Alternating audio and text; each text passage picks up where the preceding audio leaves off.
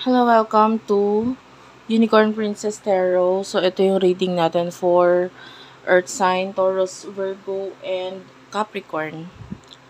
We'll take only what resonates kasi hindi to magre-resonate sa lahat ha. For personal reading, Jing Tarot Reader, search mo na lang siya sa Facebook. Okay, siya yung pwedeng magbigay ng personal reading sa'yo. And, please to follow me on TikTok, Unicorn Princess Tarot. Meron akong mga binibentang dyan, pampaswerte na mga bagay. Bracelets. Ayan, yung bracelet yun, may free palm reading yun. Mga piyaw bracelet. And, yeah.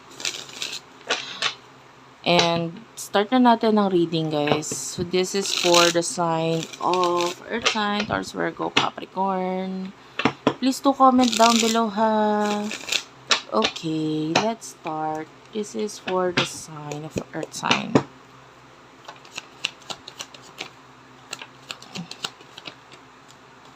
Page of Wands. Nine of Pentacles. Wow, I love this. Nakita ko ng mga messages sa'yo na may kinalaman sa pera. Okay? And you do have here the lovers, which is, this could be partners. This could be friends, partners, na nakikita natin na malaki ang maitutulong para magkaroon ng patutunguhan yung buhay mo. Like, maybe you feel like hindi mo to kaya, or yung iba sa inyo pwedeng nag-aalangan ka, nagkakaroon ka ng energy na parang hindi mo masyadong alam yung ginagawa mo, pero itong mga taong nakapaligid sa'yo, alam nila. They are the ones na nagpaplano para sa'yo, and you have to listen to them. You have to listen to them. They would guide you para mapuntahan mo yung dapat mong mapuntahan, which is success, abundant. Yun yung buhay na gusto mo. Yun yung pangarap mo. Sila yung magtuturo kung paano mo maa-achieve yun. Siyempre, ikaw pa rin yung kikilos, ikaw pa rin yung lalakad, ikaw pa rin yung gagawa. Pero nakikita natin malaki ang impluensya nila sa'yo para ma-achieve mo yun. So, all you have to do is to follow them. Learn from them. Dahil maaaring kung ano man yung buhay nila ngayon na maganda, no? Nakikita natin itong fina-follow mo, hindi papunta sa baba, ha? Hinihila ka nitong mga taong ito pataas. And I can see the energy, and you would feel it na sila yung tinutukoy ko. Dahil itong mga to na tinutukoy ko na ito yung hindi nila ipaparamdam sa'yo na nasa baba ka nila. Mararamdaman mo na kapantay mo sila. Although sabihin na natin mas marunong sila, mas magaling sila, mas alam nila ang ginagawa nila. For some of you, that is your boss. For some of you, maybe a manager. Pero hindi mo mararamdaman na mataas sila sa'yo, na malaki yung agwat nila sa'yo. You would feel na parang hand on hand, magkasama kayo sa kung anumang journey ito. Okay? And you have to use this opportunity na itong taong ito nandyan, inaalalayan ka, pinapartneran ka. You have to use this opportunity dahil malaki yung patutunguhan mo kung makikinig ka sa kanya. Okay? So, that's your energy. I really do love that, ha? Pagdating sa love, okay, sa love, sino tong person na kakonect mo? Pagdating sa love, who is this person that you're dealing with? Earth sign, the person that you're dealing with. Guys, kung hindi ka nakaka-relate, sasabihin mo, hindi, ang pangit ng sitwasyon ko ngayon, walang gano'n. This is not your reading. Okay? Okay lang yon.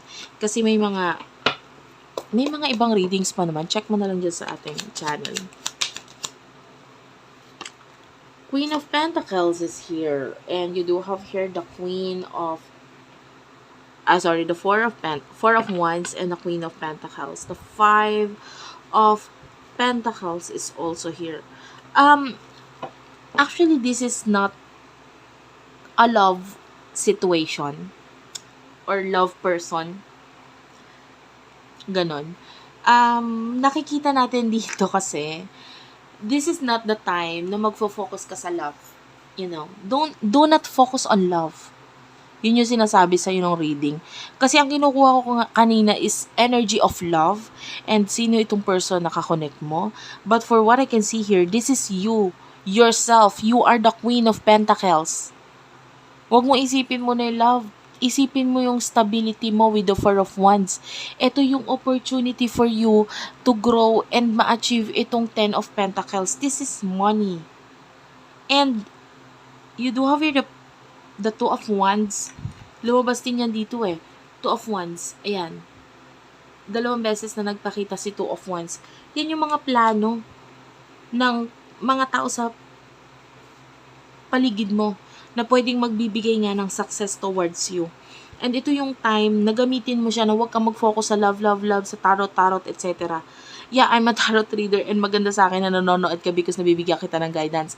Pero, this is the time na mabibigyan kita ng guidance ng may kinalaman sa pera. Okay? So, this is not the right time na manood ka ng tarot na may kinalaman sa love. Maybe tarot na may kinalaman sa pera na muna. Gets mo? And, tell me more. Nakakatuwa ang reading na ito for you, ha?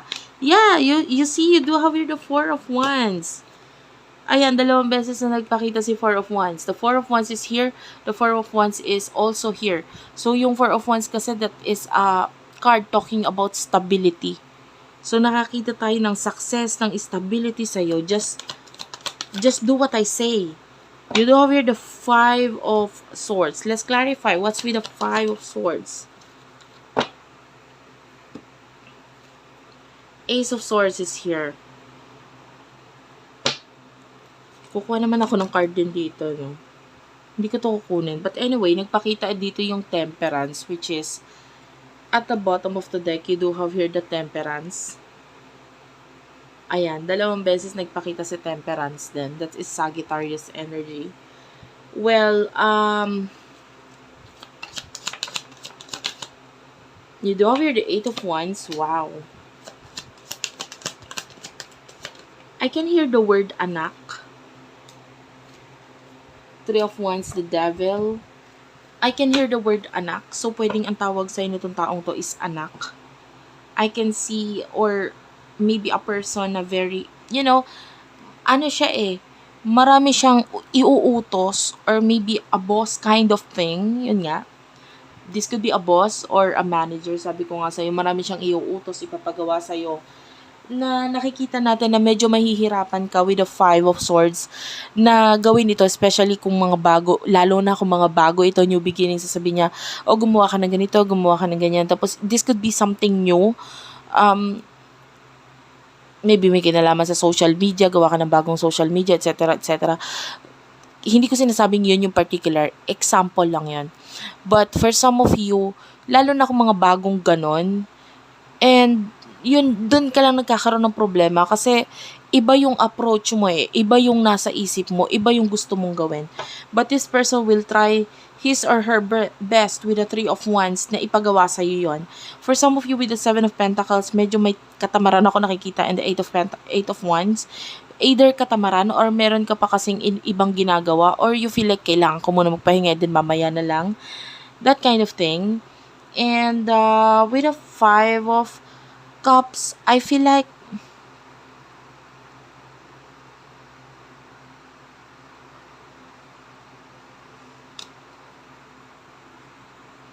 for some of you, you would feel like mas alam mo yung ginagawa mo. Sa part na yon, nakikita natin na parang, oo, kasi nalulungkot siya eh. Nalulungkot siya dahil alam niya talaga na mas alam mo yung ginagawa mo. But as much as possible, gusto niya maging present sa buhay mo, or nandyan lang siya to help you, to support you. Lalo na kung siya yung boss or siya yung manager, gusto niya siya yung mas magaling, mas marunong talaga. And gusto niya ipaalam or iparamdam sa iyo din yon, kasi para ma-acknowledge mo pa rin siya. But,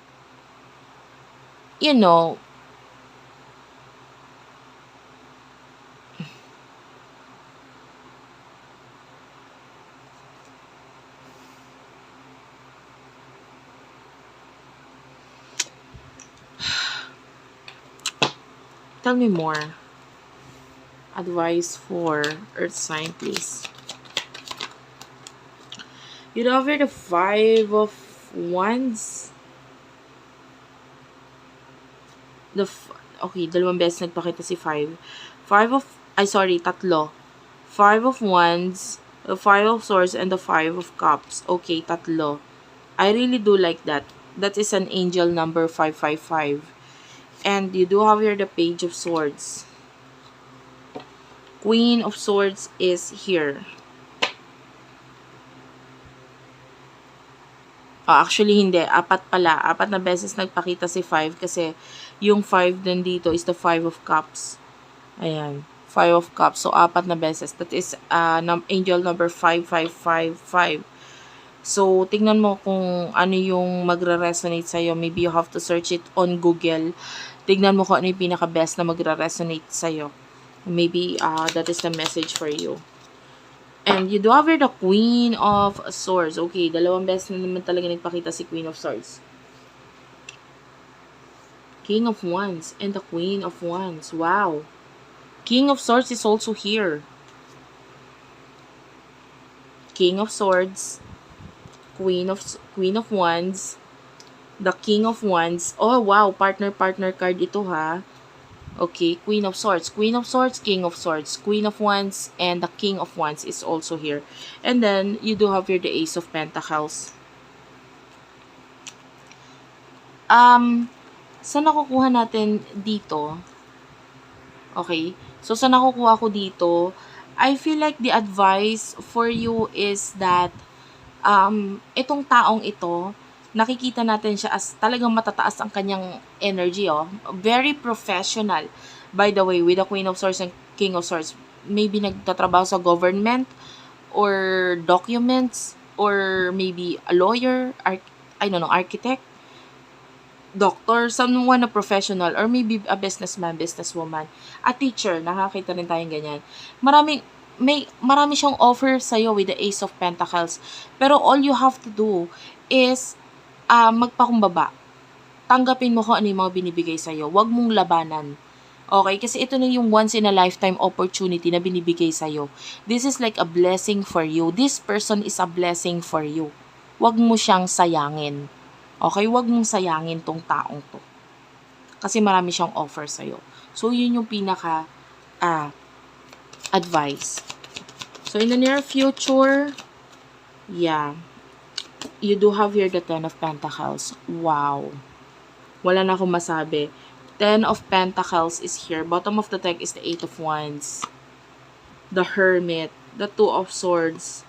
Yeah. So, nakikita natin dito, I feel like you are the one na magiging mauuna ka sa pamilya mo na ma-achieve itong success na ito. And maybe you are the first one in your family na magiging milyonaryo, bilyonaryo, ganyan. Something na mas mataas talaga. Maraming pera. And you do have the Two of Swords, the High Priestess. Especially kung itong taong tinutukoy natin nakapagpakulong na siya or meron siyang meron siyang kapasidad na makapagpakulong. Something to do with pagpapakulong. But anyway, the Page of Pentacles, yeah, I can see a person na may offer sa'yo.